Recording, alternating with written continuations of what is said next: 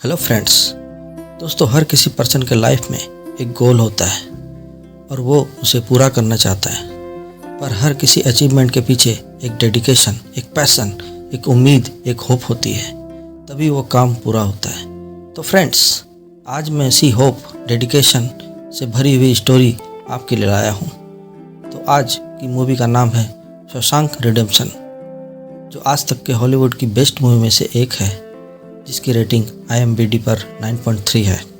तो दोस्तों, story start होती है एंडी ड्यूफ्रेंस, जो एक बैंकर होते हैं। वो एक कार में रिवॉल्वर के साथ थोड़ा ड्रिंक करते हैं और फिर आगे बढ़ते हैं। आगे पता चलता है एंडी की वाइफ और उसके बॉयफ्रेंड का मर्डर हो गया है और इसका इल्ज़ाम एंडी पर आता है, पर वो इससे इनकार करते हैं और कोर्ट में ये साबित नहीं कर पाते हैं। वकील ये तर्क देते हैं कि एंडी के फिंगरप्रिंट्स, वो ड्रिंक की हुई टूटी बोतल और कुछ बंदूक की गोलियां क्राइम सीन पर मिली हैं। सिर्फ मर्डर वेपन नहीं रिकवर हो पाता है। एंडी इसे कोइंसिडेंस बताते हैं और कहते हैं उन्हें यह सब कुछ नहीं पता और मर्डर मैंने नहीं किया है, वो इनोसेंट है। बट कोर्ट कोई भी एविडेंस ना होने की वजह से उन्हें 2 लाइफ सेंटेंस की सज़ा सुना देते हैं, मतलब उम्र कैद की सज़ा। और फिर एंडी को जेल में जाना पड़ता है। एंडी सज़ा के लिए जेल में जाते हैं, जिसका नाम शॉशैंक रहता है। वो जेल में काफ़ी स्ट्रिक्ट रूल होते हैं, लाइक टाइम पर खाना, वार्म अप करना वगैरह वगैरह। और अगर कोई वहाँ के रूल को फॉलो नहीं करता है तो उसे वहाँ के जेलर बहुत पीटते हैं, बहुत टॉर्चर करते हैं और बुरी तरह से मारते हैं, या उनको बहुत कड़ी सज़ा मिलती है। एंडी भी वहाँ वो सारी चीज़ें धीरे धीरे अपनाने की कोशिश करते हैं, लाइक खाने में कीड़ा का होना। उन्हें लॉन्ड्री में काम पर रखा जाता है। फिर वो एक दिन रेड से मिलते हैं, जो जेल के कैदी हैं और वो भी उम्र कैद की सज़ा वहाँ काट रहे हैं। रेड के रिहेबिलिटेशन का एप्लीकेशन रिजेक्ट होता रहता है। रेड एक ऐसे इंसान है जो जेल में कुछ भी ला सकते हैं। तो एंडी उनकी मदद से एक हैमर और एक बड़ा सा पोस्टर ले लेते हैं। एंडी को पत्थरों को तराशने और उसे पॉलिशिंग करने की हॉबी होती है। वो उसे तरह तरह की आकृतियाँ बनाते रहते हैं। एक गे पर्सन होता है जो उन्हें परेशान करता रहता है।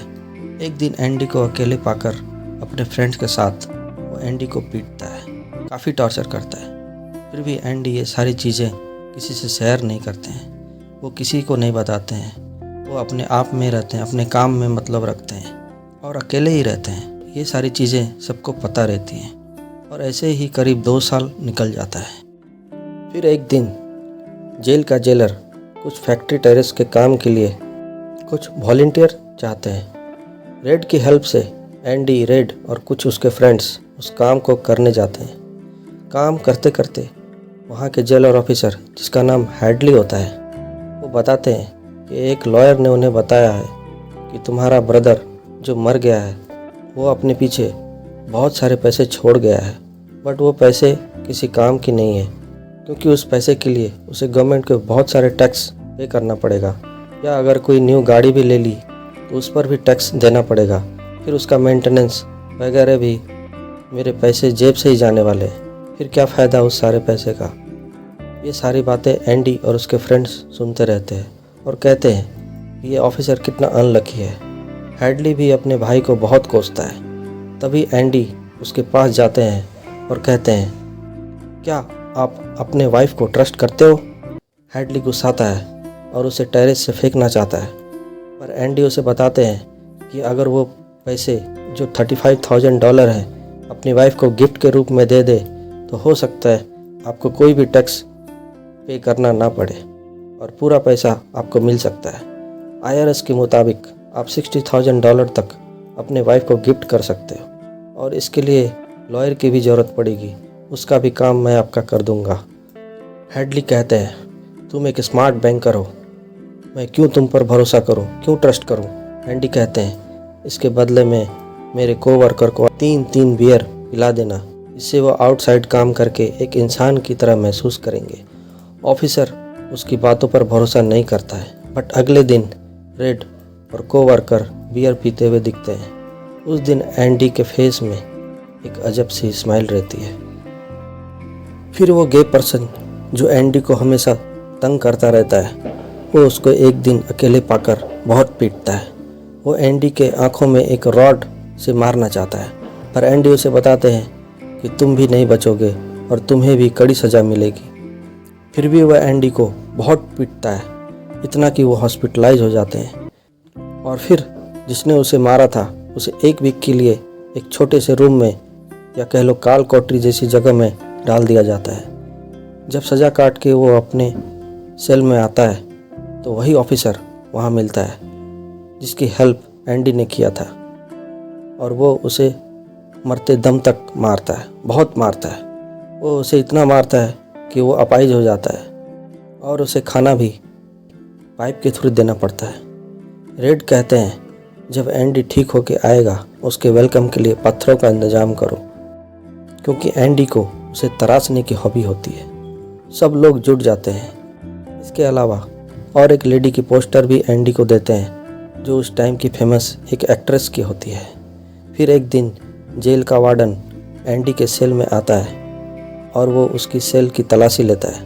दरअसल वार्डन एंडी से मिलना चाहता है क्योंकि वो जेल के ऑफिसर वार्डन को उसके पैसे के बारे में सब कुछ बता दिया होता है। वहाँ एंडी बाइबल पढ़ते रहते हैं। वो उससे उनकी फेवरेट बुक की लाइन पूछते हैं। एंडी कहते हैं इसलिए जागते रहो क्योंकि तुम नहीं जानते कि घर का स्वामी कब आएगा। और वार्डन बुक के पेज 13.35 में ये कविता है बताते हैं। फिर वार्डन कहते हैं मुझे ये कविता पसंद है जिसमें लिखा है मैं जगत की ज्योति हूँ, मेरे पीछे हो लेगा, वह किसी निर्दयता में नहीं चलेगा पर उसे जीवन की ज्योति मिल जाएगी। एंडी उस लाइन का चैप्टर 8 एंड पोएम नंबर 12 बताते हैं। वो वार्डन उससे काफ़ी इम्प्रेस होते हैं क्योंकि वार्डन को भी पढ़ने का शौक होता है। उनके रूम में कुछ पोस्टर लगे होते हैं। जेलर कहते हैं वैसे तो ये अलाउड नहीं है पर कुछ एक्सेप्शनल केस में मैं इग्नोर करता हूँ, और जाते जाते उनको बुक लौटा देते हैं। ये सब के बाद वार्डन एंडी को अपने पास बुलाते हैं और पूछते हैं क्या तुम्हें लॉन्ड्री का काम पसंद है। एंडी कुछ खास नहीं कहते हुए आंसर देते हैं। फिर एंडी को बताते हैं कि तुम्हें अब से यहाँ की लाइब्रेरी में काम करना होगा।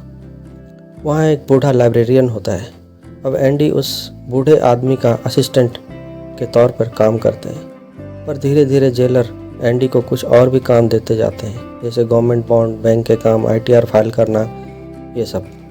इसके अलावा जितने भी ट्रांजैक्शन होते हैं उसका हिसाब किताब एंडी को ही करना होता है, और वो एक दराज में लॉक करके सारे पेपर रखते हैं। एंडी को ये पता होता है कि वो वार्डन सभी काले धंधे करता है जो इलीगल है। दरअसल वार्डन जेल के कैदियों को इन आउट प्लान के तहत आउटसाइड काम करने के लिए ले जाते हैं ताकि जेल के कैदी को पता चले कि मेहनत की कमाई क्या होती है, और उसे इसकी वजह से और भी काम का कॉन्ट्रैक्ट मिलता जाता है क्योंकि जेल के कैदी काफ़ी सस्ते में मिल जाते हैं। बट इसके सारे पैसे ब्लैक के होते हैं और ये सब एंडी को पता होता है, बट वो उसकी हेल्प करता रहता है और धीरे धीरे काम बढ़ता ही जाता है। फिर रेड और उसके कुछ और साथी भी एंडी के साथ काम करने लगते हैं। ऐसे ही इस जेल में टाइम बीतता जाता है और अब एंडी को इस जेल में करीब 20 साल हो चुके हैं। और इसी बीच जेल में एक नया कैदी आता है जिसका नाम टॉमी होता है। वो काफ़ी यंग होता है और बहुत सारे जेलों में जा चुका होता है। कुछ दिनों बाद उसे ये पता चलता है कि जेल में एंडी एक इंटेलिजेंट पर्सन है और वो सबकी मदद करते हैं, और वो उसे आगे की पढ़ाई करवाने की बात करते हैं जो जेल में आने की वजह से ख़त्म हो गई है। फिर एंडी उसकी बात मान लेते हैं। एक दिन वो लड़का रेड से पूछते हैं एंडी इस जेल में क्यों है, क्या किया है इन्होंने। वो बताते हैं कि उन्होंने अपनी वाइफ और उसके लवर का मर्डर किया है और वो उसकी सज़ा भुगत रहे हैं। वो काफ़ी शॉक होता है। फिर वो बताता है कि एक जेल में उसे एक कैदी मिला जिसने बताया चोरी करने के लिए एक घर में गया था। उस लेडी और उसके हस्बैंड को उसने गोली मार दी, बट बाद में पता चलता है कि वो उसका हस्बैंड था ही नहीं, वो उसका बॉयफ्रेंड था। इसका हस्बैंड कोई एक बहुत बड़ा बैंकर है जिसे बाद में उम्र कैद की सज़ा सुना दी जाती है। ये सब सुनकर एंडी को एक होप मिलती है और प्रूफ भी कि वो इनोसेंट है। फिर एंडी जेल के वार्डन के पास जाते हैं और पूरी बात बताते हैं, पर जेलर जानते थे अगर एंडी चला गया तो उनके काले धंधे का काम कौन करेगा। वो उसकी हेल्प नहीं करते हैं और कहते हैं कि वो लड़का ट्रस्ट मत करो, वो तुम्हें इम्प्रेस करना चाहता है। पर एंडी जानते हैं कि वो सही है। फिर वो जेलर का कोई भी काम करने से मना कर देते हैं। इसके बदले में उसे 1 मंथ के लिए जेल की छोटे से कमरे में रहने की सज़ा सुना देते हैं। 1 मंथ के बाद भी एंडी एग्री नहीं होते हैं। फिर जेलर उस लड़के से पूछते हैं, तुम्हारे बातों में कितनी सच्चाई है। वो कहता है, मैं बिल्कुल सच बोल रहा हूँ। फिर जेलर उस लड़के को भी गोली मरवा देते हैं। एंडी 2 मंथ के बाद उस कमरे से निकलते हैं। इतनी लंबी सज़ा आज तक जेल में किसी ने नहीं काटी थी। वो काफ़ी मायूस रहते हैं, किसी से बात नहीं करते हैं। फिर रेड उसके पास आते हैं। एंडी कहते हैं, मैंने अपनी वाइफ को मारा है, बट उससे प्यार भी बहुत करता था और वो बहुत ब्यूटीफुल थी, बट कभी बता नहीं पाया। रेड कहते हैं, तुम एक अच्छे हस्बैंड नहीं होगे, बट एक मर्डरर भी नहीं हो। एंडी बोलते हैं, मैं अपनी सज़ा काट चुका हूँ। फिर रेड से पूछते हैं कि क्या तुम कभी इस जेल से निकल पाओगे। रेड बोलते हैं, हाँ, पर शायद उस वक्त तक काफ़ी बूढ़ा हो जाऊंगा और याददाश्त भी काफ़ी कमज़ोर हो जाएगी। एंडी बोलते हैं, वो यहाँ से निकलकर जिहोतांजो जाना चाहते हैं, जो मेक्सिको में है और बहुत ही ब्यूटीफुल जगह है जो सी के किनारे है।